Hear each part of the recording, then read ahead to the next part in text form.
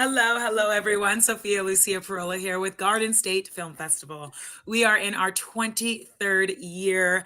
New Jersey's premier film festival in Asbury Park, New Jersey, and Cranford, New Jersey. You can check out over 200 films March 27th through March 30th. And one of the films you can check out is a short film called Take Good Care. Here to talk to me about this film are these wonderful women I have the pleasure of interviewing.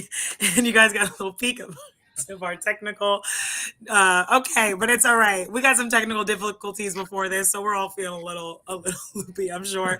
But I'm really excited to talk to you guys about this film. Let's take it away with you guys introducing yourselves and your title. I'm the writer-director of Take Good Care. My name is Dee Dee Fellman. And I'm Vicki Sampson. I was the sound designer, sound editor, and mixer for this wonderful short film. Hey everyone, I'm Catherine Joy, and I was the composer for Take Good Care. Great to be here.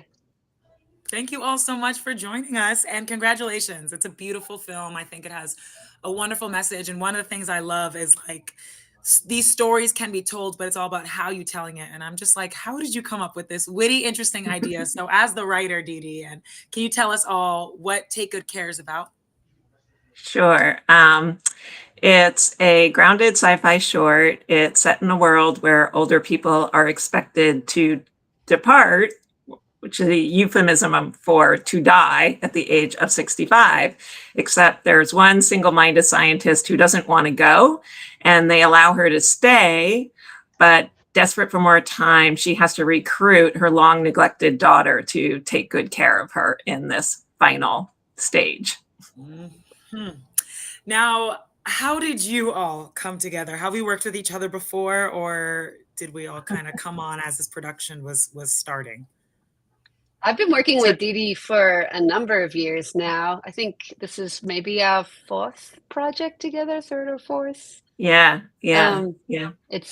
She calls me her music Sherpa. And it's been really fun working with Dee Dee. I think she has an incredible vision and creativity for projects. Every one has been really unique and interesting. So it's been a good ride so far. Looking forward to the next one. So is it kind of just she reaches out and you say yes automatically, or did you have to read the script and see if it's something that you wanted to work on? No, I'm down. I mean, we talk often about all the ideas that she has. And I think when we first met, which was through maybe Filmmakers, yeah. When we met through that group and we started chatting, and her approach and her vision for the films that she wants to do is something I'm always excited about. So and I think Vicki is the same way. I love repeat clients that I get to work with because you form that shorthand of communication. And Vicki, I'm sure that's been like a similar experience for you. Yes, Vicki, how did you get involved, and why did you want to join this project? I can't remember. Dee Dee helped me. Well, Vicki, okay, let me say this. Vicki is well known, especially in the female filmmaking community in LA. She's like a national treasure out here. She gives a lot of sound sort of panels at conferences and teaches us. So I feel like I first got a really good sense of how much sound could do, even in a short film, by listening to Vicki talk about films she'd worked on. And then she does have a special connection to a group that I'm part of, the Alliance of Women Directors. And so basically, if you're lucky, she'll say yes and work on your film. Vicki, do you remember why you said yes to this production? Like, what attracted you to this project? Because I usually say yes, especially if it's, a fellow woman director, because I also direct, and hopefully we trade off things. And I'm always really wanting to educate filmmakers, especially like at film festivals. I do a lot of like workshops and stuff, at the Sedona Film Festival, and sort of local, and some faraway ones, but because I want to educate the filmmakers as to the power of sound. I mean, your responsibility as a writer-director is to get your vision shot on film and your sound well recorded. The rest is up to a sound designer, sound editor to put in the backgrounds, the ambiances, the sound effects, the Foley, footsteps, prop handling, and everything except the music, which is Catherine's area of expertise. And then it all gets kind of stirred in together in the mix so that it's balanced and attuned to how the director wants to present her film. So it's fun. It's a really fun part of it, because like I get ideas when I see their films, and then I go, well, does this work for you? Does it not work? Like, for her film, since it was sort of set in the future, it's like, well, how futuristic do you want it to sound like? Because I can't go out to the future and record ambiences because they don't exist. But, because it was set at like a beach spa resort type of thing, even though we don't see the ocean, we hear it, we hear seagulls, we hear wind chimes, and different things like that to create that ambience of the place that film takes place. So many beautiful elements of film. And part of what's so cool about working with these wonderful women is that's exactly how it goes. It's like I say to her, like, production design wise, we're going more to like healthcare spa. And then she figures out, and, we're going to have robots in it. And then, Vicky figures out, like, where's the line there between making it sound super futuristic and we spent a lot of time actually on the sound of the robots versus, the natural sounds of the beach and the oceans. And it's the same thing working with Catherine, who's used to my craziness about this. So I'm like, well, it's kind of out here in Fantasyland, but I want it really grounded. Yes. I think that was the coolest thing about this project was it is sci-fi, but it's such a unique take on it. And there's also like absurdist aspect of it too, where, so Dee Dee came up with this concept for a very unique take on this new era. And I have to say, for a composer, it's so nice when you work with, great production design, because, often the sound side of things is neglected, and then the music is not only, doing what music should, which is helping with the vision and the emotion and the point of view of the scene, but also it's supposed to be like patching up poor sound quality. And thankfully, when you work with a pro like Vicky, you can just focus on making the music come to life and support, everything, and also leaving room for the sound aspects, which were so critical to create this unique vision of the future.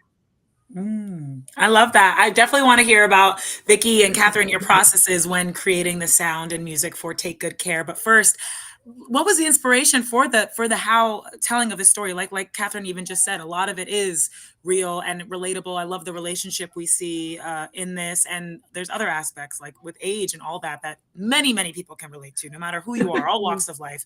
But the way you told it is what's really interesting. So how did this like even come to how this idea come to fruition? Well, it's interesting because there's almost two separate genesis. One of which was that when I first got out to LA, I did a late life switch of life plans. And when I first got out to LA, I had to turn around and come back to New Jersey because my mom got sick. So some of this comes out of, a very real life situation where I feel like I'm just getting started with this new life plan. And then I'm turning around and going home to take care of someone at the final stages of their life. And part of it also came about, though, I mean, my mom was a really unique person. And so this didn't come out of misery, and I've seen a lot of shorts on the circuit where people had really, really terrible stories to tell. And I feel very fortunate, actually, that I didn't have a terrible story to tell, because the period did not last that long, and my mom had her faculties all the way to the end. So we were doing things like having book clubs, in her final days, and she's talking about, Cleopatra. And anyway, it just got me thinking too about age, and we have such a stereotypical version of, what older women do and what they're capable of, and really wanting to break through that. And that's where the kind of, more Brazil-like aspects came, which is that society is always telling us, well, over age 65, go put her in your garden. Yet, a lot of women don't necessarily do that, and they're still contributing. Yes. And and you're still having conversations with them. Like, we're still evolving as people. Like, that was the other really interesting thing, is my mother and I were evolving our relationship up to the minute that she passed. Wow. It's goals. Yeah. That's beautiful. And, you know, and I think you got to allow space for that. Mm-hmm. You know, because it's a difficult period. Caretaking is so difficult. Yeah. But you can still be evolving and Yeah. still discovering things about each other. And so that was where it came from. Oh, I love that. Thank you. Thank you for sharing. And I want to hear from you, Catherine and Vicky. Vicky, let me ask you first, because I heard that I don't know if you said it on in the interview or after or before, but you do a lot of panels talking about, or I think, yeah, Dee Dee mentioned it too, about how people can kind of do sound on set and probably make your job and other sound designers' job a lot easier when they're making the sound. So what are some of the things that maybe they did in this production that really helped you, or just in general filmmakers can do that'll help sound designers like yourself? Well, one thing that I tell people is to hire good sound people, you know, and listen to what they're recording, because I got burned on a friend of mine got burned on her feature film that I did the sound for. When she heard like the guy recording, she thought, oh, everything's fine. And it wasn't. Like, he had 6 people sitting around a couch, and he put a lav mic on every other person, thinking that the person was going to talk that way into somebody else's mic. It's like, no. And it was just a nightmare. And then I have to, you know, fix all that and then add the creative part. So I think, you know, Dee Dee had some sound issues, like most films do, but they were pretty well taken care of. There was a few like off mic lines, and I forget if we got anybody to actually record anything on their iPhone. No. Yeah. We actually had a pretty good set recorder, you know, recording on set. Yeah, it was pretty good. And so that way, and I tell people, like, if you have a generator, don't aim it towards the microphone. You know, don't aim the microphone towards the generator, and really pay attention to the main actor's dialogue. Is it a good signal to noise ratio? Meaning, you know, the level should be up above the noise floor of the scene. Like, if you're at a beach, you know, are you still able to hear the dialogue above the beach sounds, or traffic or rain, or, you know, and we have a lot of plugins now that can help take down the ambient sound. Like, I can actually take out rain and crickets from a scene that's not supposed to have rain or crickets. Wow. It's amazing. Yeah, it's an amazing plugin. But, you know, you want to, again, you don't want to just keep chasing mistakes, you know. Let me think of other things. You know, her environments were pretty good. Like, go to locations and listen to them. They may be very pretty, but maybe they're on an airport path. Maybe school gets out at 3 o'clock and suddenly there's a bevy of kids just yelling and screaming.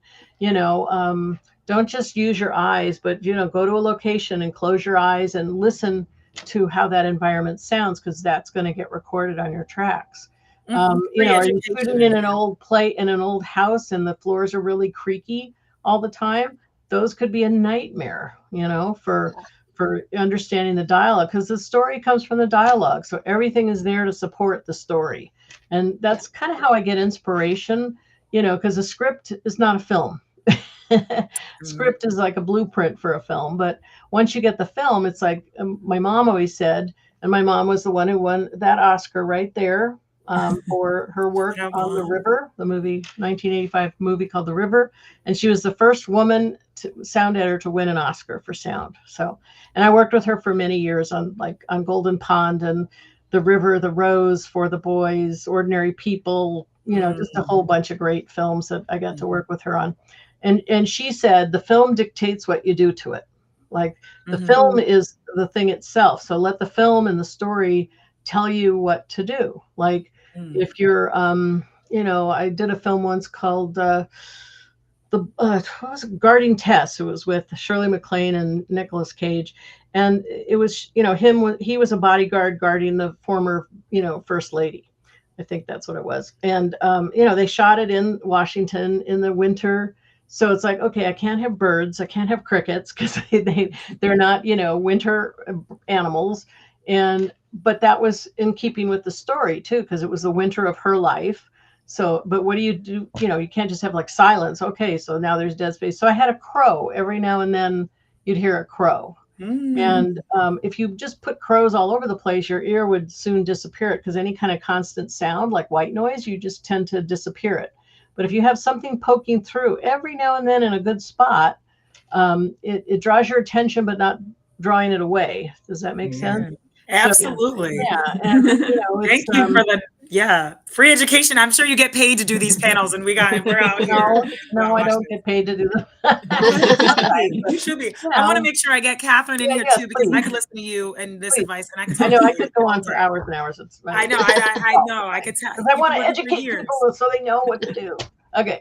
Well, they got plenty of good knowledge from you, Vicki. Thank you. I love that. And Catherine, do you find it similar too? Like one of the things I love Vicki just said is that you let the film is dictating where that sound goes. Do you find that with composing as well?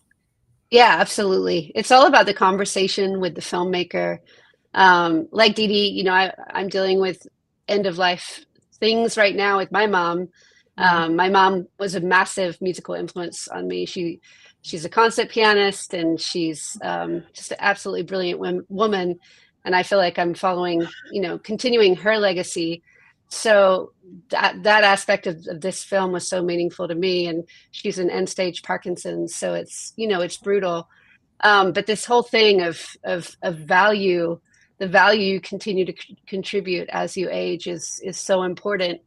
So, you know, it was finding that kind of that softness and that meaningful aspect of the music, but combining it with a sci-fi edge, you know, which was super fun. So that was one of the challenges with the score that Dee Dee and I talked a lot about. And I have to say, Dee Dee's editor used temp music, and that's temporary music, often pulled from, it might be some of my previous music or pulled from libraries or whatever. And the editor had he put some temp in there that just got me thinking, and it was exciting. And I was like, oh, I hear what I can do here. So that was a real great, you know, part of the collaboration with the editor. And then the other fun thing about this is that we have like this jingle that we do about the process in the film. And so then, you know, we talked a lot about, and jingles, you know, like they have to be catchy, but they also have to be kitschy, especially with this world she created that's kind of absurdist. We wanted to kind of lean into that. And then I tracked some vocals for the hook, for the jingle. So there was a lot of different, musically, there was a lot of different directions to go in to, but also you want to create that cohesion. So it was a really interesting challenge. There was a lot of fun things to dig into, and Dee Dee and I had lots of back and forth about that. But I think she gave me some really clear musical direction, as did the editor. So I felt like I was set, you know, we got on the right track, Dee Dee, I think, really quickly with the music. Yeah. And Alex is our editor. He definitely helped. But I think you can see, like, it's such a collaboration, which is partly why I wanted, you know, these guys on here, because even the whole, I mean, it's a tricky piece. There's a lot of different things. Yeah. There's the jingly kitsch, there's the absurdist, there's the grounded, and there's a little bit of thriller. And one of the things the editor came up with was like that kind of Severance edgy tone is what Catherine's talking about. And the minute I heard it, I was like, oh, fuck, that's it. Oops, sorry. That's it. And, you know, but then it becomes like translating that and everybody coming in their own way. And as you can see, this is a wonderful group of people to work with. Absolutely. I can see it. Music and sound effects are so subjective. You know, it's like, you know it when you hear it, but sometimes you can't imagine hearing it. Like I have a hard time imagining music. So when I talk to my composers, I say, okay, I want it to feel like blah, blah, blah, you know, and they can translate that. But the same with sound. It's like, you know, what is the sound of crickets? You know, is it a happy sound? I mean, the sounds themselves don't have emotions, but it's how we contextualize them around it. But you want to, you know, so that's why I send a lot of things back and forth, like how robotic do you want it? And we kept like toning it down and tweaking it, because there's like maybe 10 or 12 elements to make up the sound of the little robot just going by in the background. You know, and there's not one sound that fits all. So it's very subjective. It's like, you know, what is the sound of red? I don't know. You know, like it's subjective, and it's very work, you know, it just takes a lot of There's a lot Yeah. more work going into it than one might assume. Mm-hmm. But one of the wonderful things, I could feel, I know that you guys are all talented from watching Take Good Care, but I could feel the wonderful respect and admiration you guys all have for each other. It is beautiful and obviously a wonderful collaboration because we see that in Take Good Care. And one of the most beautiful things is like, I don't notice, you don't see watching the film, all these, the robot sound, you don't know it because it all is just so cohesive and it really fits the story well. So I wish I could talk to you guys more, but we're definitely out of time. Thank you all so much for joining us today. And I just want to say, as a woman over 65, thank you very much for keeping us working and active. Yeah, sorry, Yes. Sophie, I didn't mean to interrupt. No, that is so true. And it's important that. with the film too. It actually is that connects to the film. So I'm happy you said that, Vicki. And if you guys have any quick shout outs, I don't want to stomp on anyone you want to shout out or anything you want to say before we sign off, please. Floor is open for a few seconds. I'm happy to send out, I have a wonderful document that I give to filmmakers to help them on their sets. You know, if anybody wants it, you can reach me through my email, through Sophia, I'm sure. And so I just want to get more people conscious about the power of sound. Yeah, absolutely. I feel the same way about composing. Absolutely. I'm always happy to talk to filmmakers about that. I was going to say, and I just want to shout out these two and say, like, I know it's tempting sometimes to just sort of, you know, for cost reasons or whatever, a lot of beginning filmmakers think, oh, I'll just use this box of sounds or this, you know, composed music, and work with real people like this. It just elevates your game so much. And, you know, I'm fortunate because these guys are so massively talented, but work with people and really, it just elevates your craft. Absolutely. It does indeed. Thank you all so much, everyone. Let me tell you how you can see Take Good Care. It will be screening Saturday, March 29th, Asbury Lanes. The film block is 3 to 5 p.m. So definitely go to gsff.org, get tickets individually to see this, or a weekend pass or a Parkway pass if you want to get out all the good stuff at Garden State Film Festival. Check it out. Ladies, congratulations again, and thank you. I'll see you guys next time. Enjoy. Bye. Have a great festival. Thank you. Have a good night.